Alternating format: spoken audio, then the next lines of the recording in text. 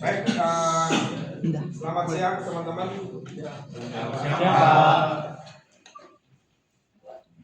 Materi kali ini terkait dengan pengujian perangkat lunak. Pengujian perangkat lunak nanti kita akan kenalkan dengan dua teknik, yaitu teknik yang namanya black box testing dan white box testing. Tujuannya adalah mahasiswa mampu menjelaskan prinsip, tujuan, strategi, dan tahapan pengujian pada perangkat lunak. Mahasiswa mampu menjelaskan dan membedakan antara teknik pengujian white box testing dan black box testing. Secara mendalam nanti kita akan coba mengupas tentang materi pendahuluan, kemudian pengertian pengujian, prinsip pengujian, tujuan pengujian, tahap pengujian, kemampuan pengujian, dan jenis pengujian.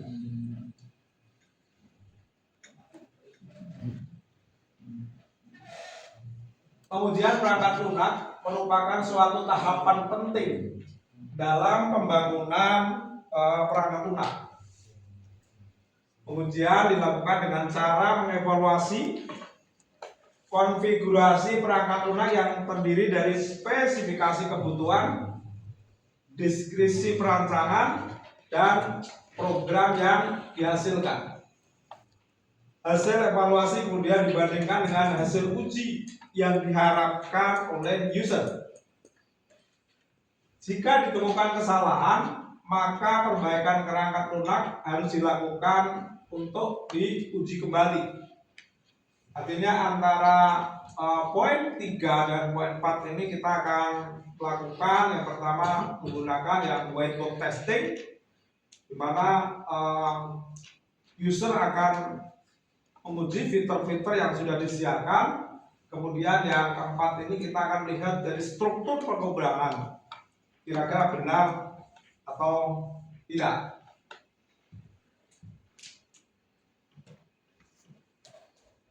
Kemudian pengertian pengujian. Pengujian software adalah proses menjalankan dan mengevaluasi sebuah software secara manual maupun otomatis untuk menguji apakah software sudah memenuhi persyaratan atau belum, dan untuk menemukan perbedaan antara hasil yang diharapkan dengan sebenarnya. Kemudian prinsip dari pengujian, yang pertama dapat dilacak hingga persyaratan atau dokumen SKPL. SKPL itu kepanjangan dari spesifikasi kebutuhan perangkat lunak terpenuhi.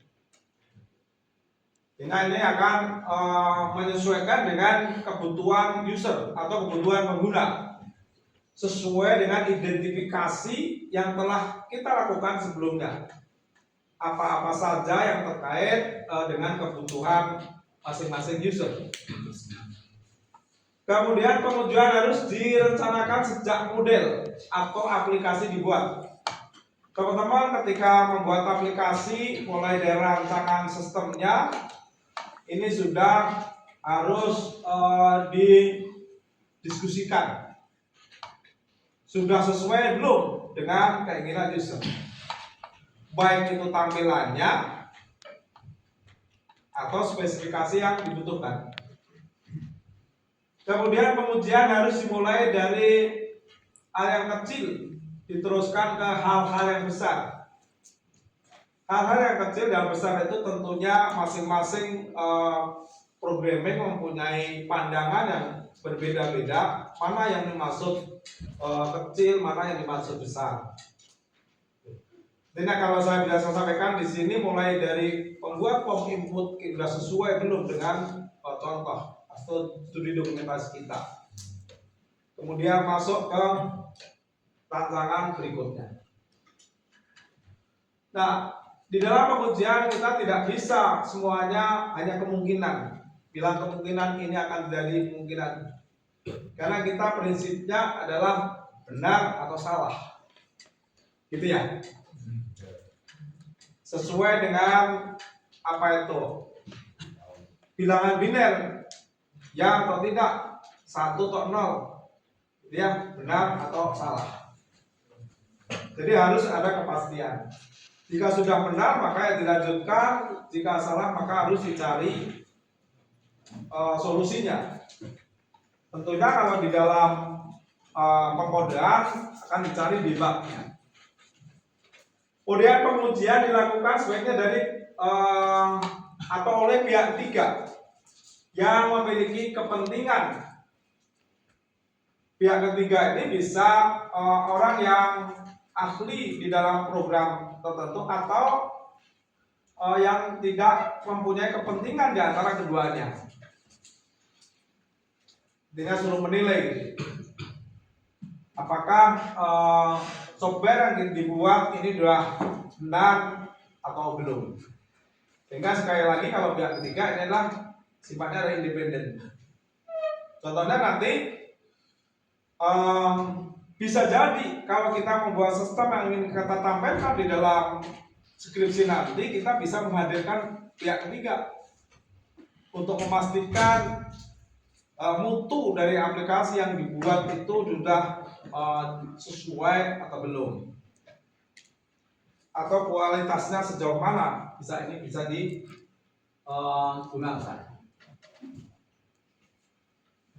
Kemudian tujuan pengujian. Yang pertama adalah menilai software yang dikembangkan telah memenuhi kebutuhan pemakai atau belum. Tentunya ini pasti kalau dilihat sini sudah pasti menggunakan black box testing. Pengujian yang selesai adalah yang berhasil menemukan error yang tersembunyi dan memperbaikinya. Ini pasti kaitannya dengan white box testing. Karena yang diuji adalah programmingnya. Kalau yang di atas yang diuji adalah fitur-fiturnya.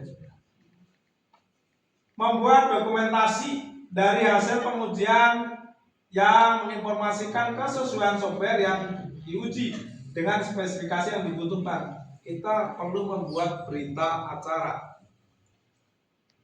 Supaya apa? Jadi ada kronologisnya ketika uji.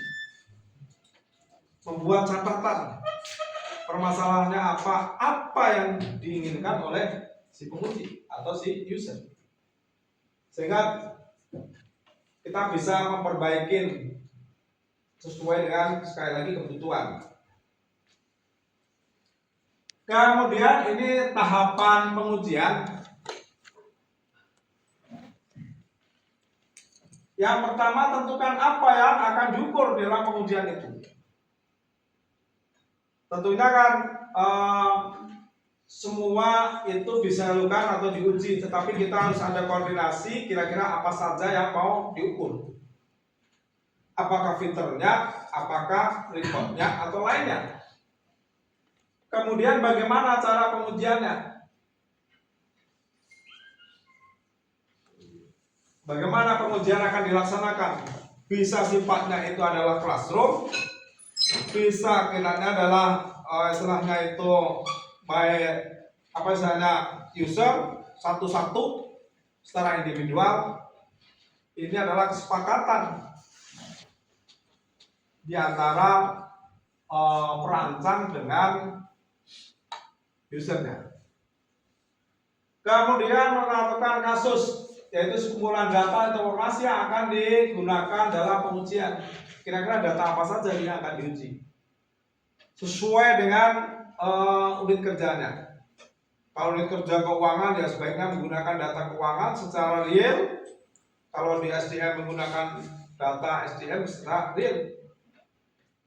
Ya, sesuai dengan periode waktu tertentu. Seperti teman-teman, saya berikan tugas atau proyek untuk menggunakan data. Ya, minimal itu bisa mendapatkan data 1 bulan ini. Nyari bulan yang kemarin saya berikan, misalkan nyari di bulan Juni gitu ya. Ini idealnya untuk uji. Bahkan ada yang menggunakan data bulanan, ada yang menggunakan data tahunan. Biasanya kalau di level strategis ini datanya adalah tahunan. kalau di level operasional atau taktis itu cukup biasanya 1 bulan itu bisa istilahnya membantu. Kemudian tentukan hasil yang akan diharapkan atau hasil yang sesuai dengan kebutuhan. Ini sudah membuat standar. Kalau teman-teman melakukan studi dokumentasi atau ada pengambilan contoh, sudah ada contoh, gitu ya. Kira-kira hasilnya nanti seperti itu. Ya tentunya tidak 100% sama, tetapi paling tidak mendekati. Kesesuaian antara hasil dengan yang dibutuhkan itu bisa diterima oleh kedua pihak. Jalankan kalau pengujian sesuai dengan prosedur yang berlaku. Prosedur itu apa sih? Prosedur itu adalah urut-urutan. Jadi kalau nanti teman-teman akan melakukan pengujian, lihat dulu prosedurnya. Awalnya dulu, ya prosedur itu kira-kira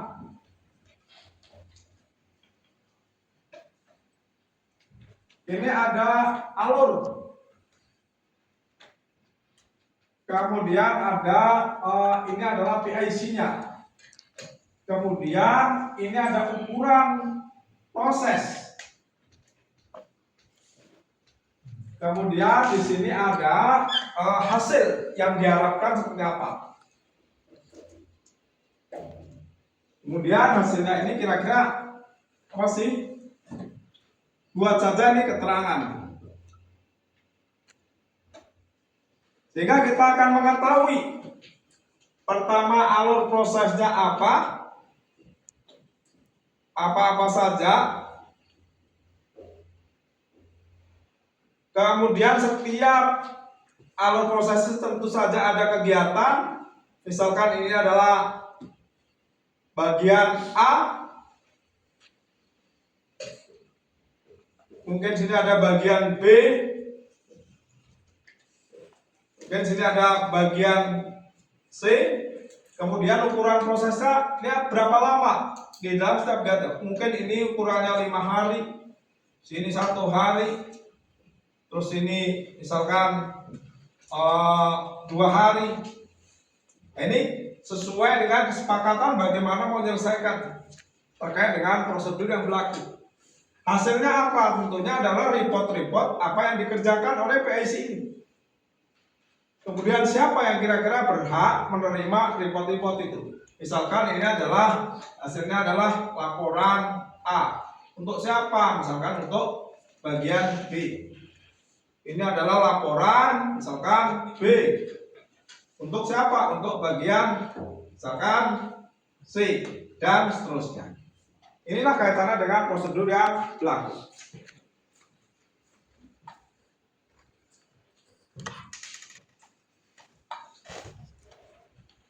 Ya. Kemudian bandingkan antara pengujian dengan standar hasil yang diperoleh atau hasil yang diharapkan. Kalau ini sudah tinggal membandingkan. Inilah kira-kira tahapan pengujian. Baik. Nah ini kemampuan pengujian teman-teman. Kemampuannya adalah untuk kemudahan untuk diuji. Karakteristiknya apa? Yang pertama adalah operability.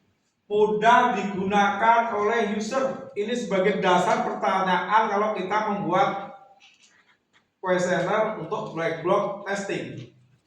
Untuk black box testing.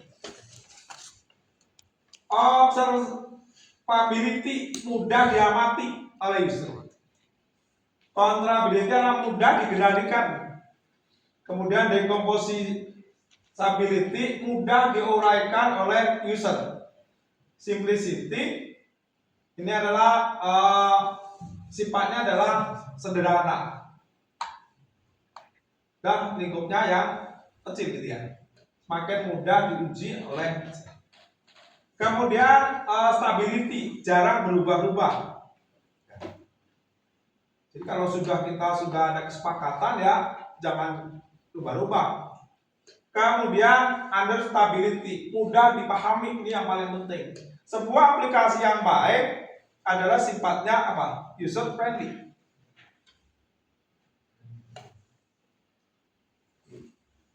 Ini terkait dengan karakteristiknya. Kemudian ini adalah jenis pengujian ya. Pengujian yang dilakukan oleh TP pengujian unit berupa prosedur atau fungsi dan pengujian sistem. Pengujian fungsinya untuk memastikan setiap meter itu berfungsi. Contohnya teman-teman punya form input, form output, dan form-form lainnya, ini semuanya berfungsi.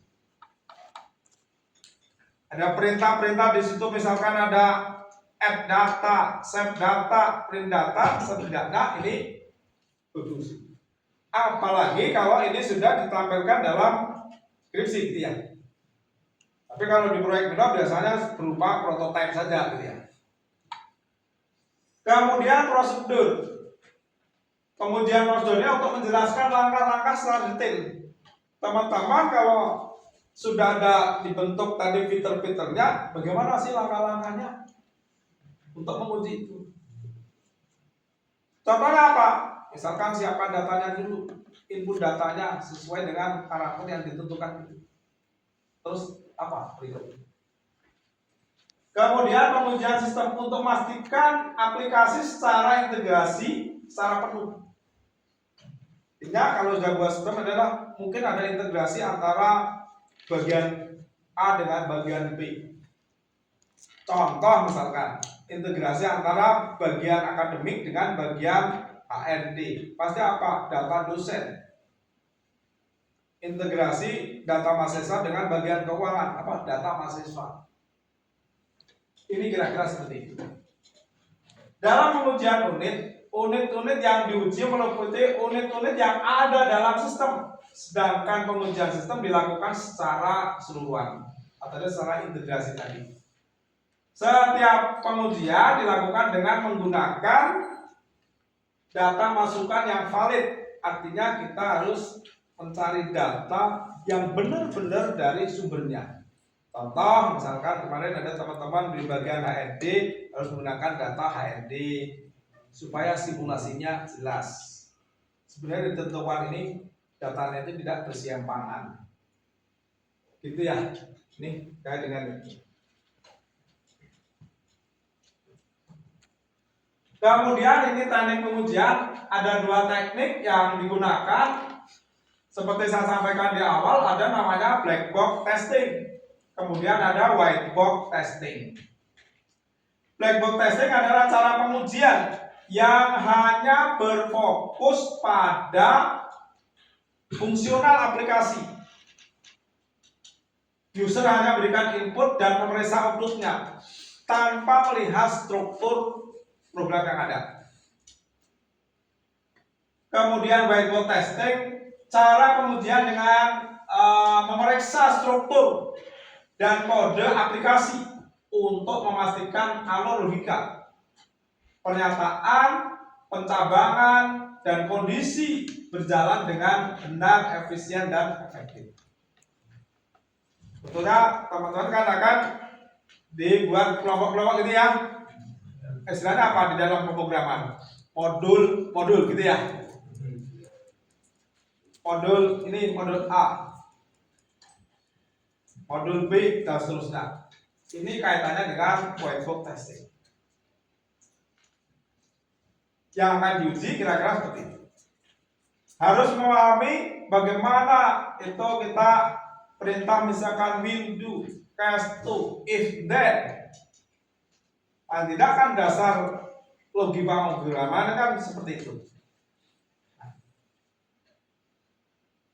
Nah, kemudian perbedaan antara black box testing dengan white box testing. Black box testing ini kalau kita rangkum perbedaannya memastikan fungsional software berjalan. kemudian kesesuaian antara input dengan output, kemudian tidak memperhatikan proses logika internal atau kode pemrogramannya. Sedangkan whiteboard testing pengamatan detail prosedur dan kode pemrograman. Biasanya nanti kalau kita cari di babnya akan ngeblok jelas ini kelompok-kelompoknya itu. Kalau ini struktur pemrogramannya benar. Kemudian mengamati dari level pencabangan, kondisi, dan perulangan. Sampai loopingnya itu berapa lama sih gitu ya.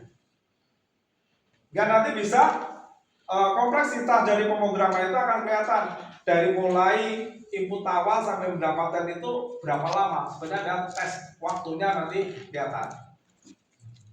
Kalau whiteboard testing, teknik whiteboard testing digunakan untuk melihat cara kerja software secara internal. Pengujian dilakukan untuk menjamin operasi internal sesuai dengan spesifikasi yang telah ditetapkan dengan menggunakan struktur kendali dan prosedur yang dirancang. Pelaksanaan pengujian whiteboard testing untuk menjamin seluruh independent part dieksekusi paling sedikit satu kali. Independent part adalah jalur dalam pemrograman yang menunjukkan paling sedikit satu kumpulan proses atau kondisi baru. Kemudian mengeksekusi pemulangan dalam batas-batas yang ditentukan. Di dalam statement kita sudah menentukan berapa lama kira-kira pemulangan ini. Terutama kita menggunakan teknik simulasi, gitu ya. Sampai berapa sih kita bisa mendapatkan hasil? Tentunya harus dibatasi juga, gitu ya. Juga nanti loopingnya nggak ketemu-temu kalau misalkan diretas. Kemudian menguji struktur data internal. Jenis pengujian whiteboard testing ini ada basisnya rapat testing, kontrol struktur testing yang terdiri dari condition testing, data flow testing, dan looping testing. Ini contohnya. Kalau teman-teman menggunakan bahasanya PATC, menggunakan notasi flow graph yang menggambarkan aliran kontrol logika yang menggunakan notasi pada seperti ini. Ada sequence, kemudian ada if, ada will, ada until, ada case. Ini adalah struktur dari pemrogramannya. Ini sebenarnya kelihatan kalau sequence itu selalu berulang terus. Kalau if itu untuk memilih will, biasanya will do gitu ya, misalkan sampai di mana yang dikerjakan. Ini kira-kira contoh struktur pemrogramannya. Barangkali ini sudah dijelaskan di algoritma pemrograman, harusnya ini teman-teman sudah matang ini kan dasar sekali. Jadi kalau kita menggunakan menunjukkan skenario pengujian yang harus dilakukan untuk menjamin cakupan seluruh program, biasanya diuji dengan flowchart gitu ya. Dan suatu ketika akan ketemu bagaimana membahas flowchart itu secara detail. Terima kasih teman-teman. Silakan kalau ada pertanyaan.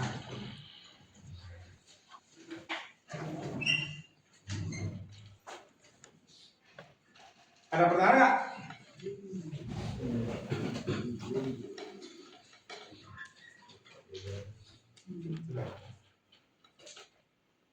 Ya, ada pertanyaan? Ya. Karena saya berikan pertanyaan deh. Ya. Kira-kira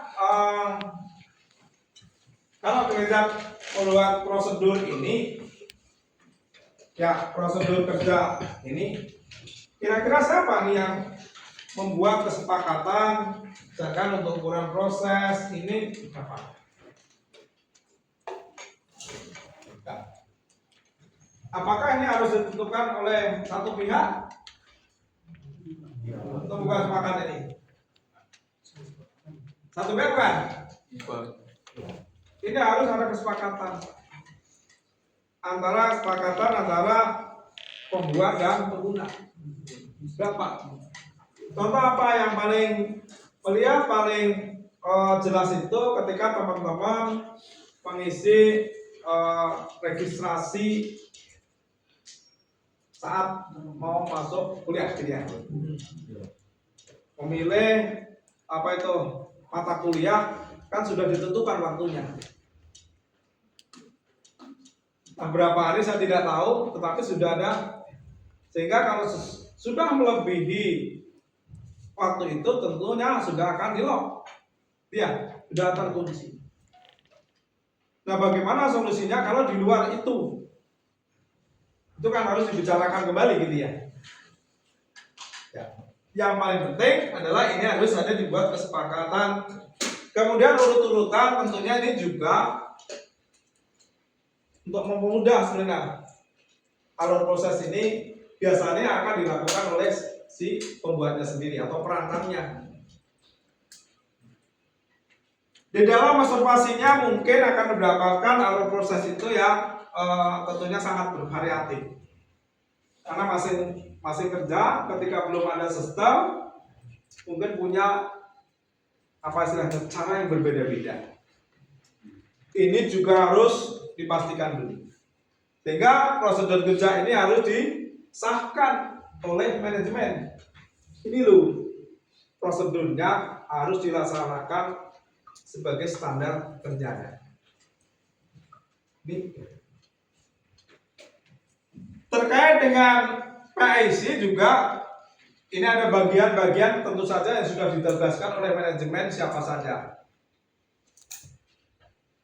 Fungsinya adalah supaya jelas tugas dan tanggung jawabnya. Ketika ada permasalahan, maka siapa yang harus dicari? Siapa yang harus menyelesaikan? Secara otomatis akan berjalan seperti itu. Bahkan akan tampil dan seterusnya. Oh, bagian ini adalah tugasnya si siapa? Bagian ini siapa lagi? Yang selanjutnya adalah terkait dengan hasil. Hasil ini bisa berupa data, bisa berupa informasi, bisa berupa dokumen, bisa berupa laporan. Hasilnya itu kira-kira akan disampaikan kepada siapa? Selain dirinya sendiri, ketika kita sudah melakukan pekerjaan, tentu saja akan buat laporan ya. Minimal disampaikan kepada atasannya atau pihak lain yang terkait. Misalkan tadi kalau kita bicara integrasi antara sistem akademik dengan HRD, maka hasilnya paling tidak HRD dengan akademik itu harus menerima.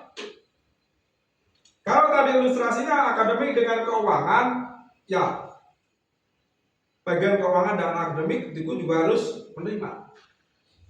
Fungsinya apa? Ketika nanti terjadi kesalahan, maka yang harus dihubungin adalah kedua bagian ini. Karena teman-teman ada masalah dengan keuangan, kan harus dihubungin pasti adalah dengan pihak akademik, dengan pihak keuangan kan? Bagaimana solusinya? Pasti di antara kedua belah pihak itu akan memberikan solusi yang terbaik buat kita. Itu kira-kira.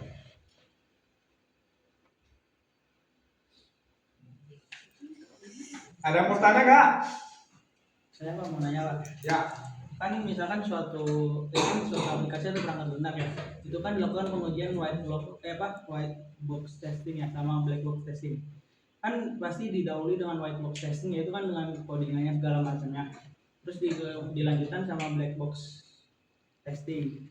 Nah, ketika black box testing ini ada kendala, itu nanti kan pasti dibetulin dong sama pembuatnya. Nah, pembuatnya itu harus melalui white box testing lagi atau lanjut langsung lompat ke black box testing dulu?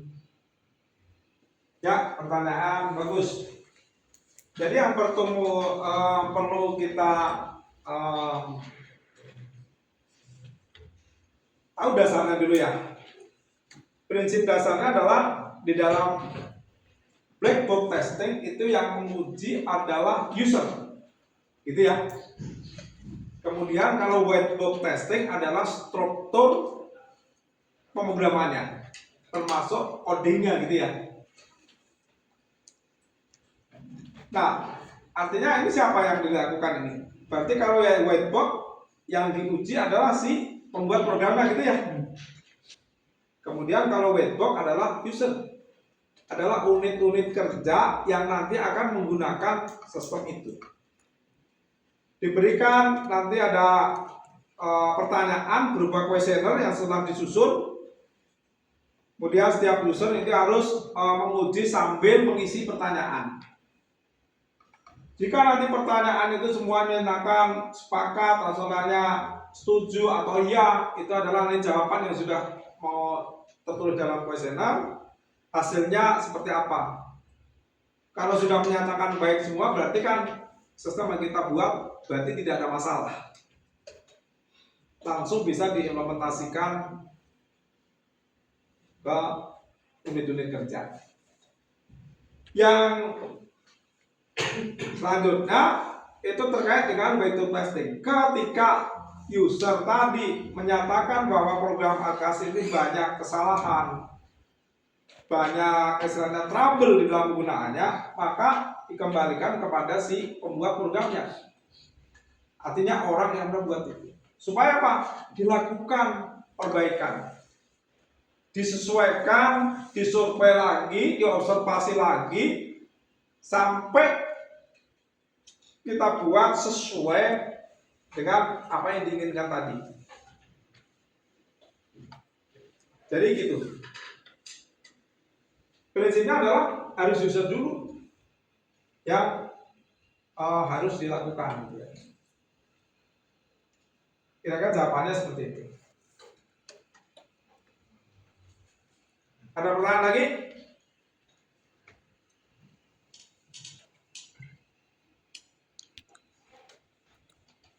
Kalau tidak ada pertanyaan lagi, barangkali kuliah hari ini kita akhiri.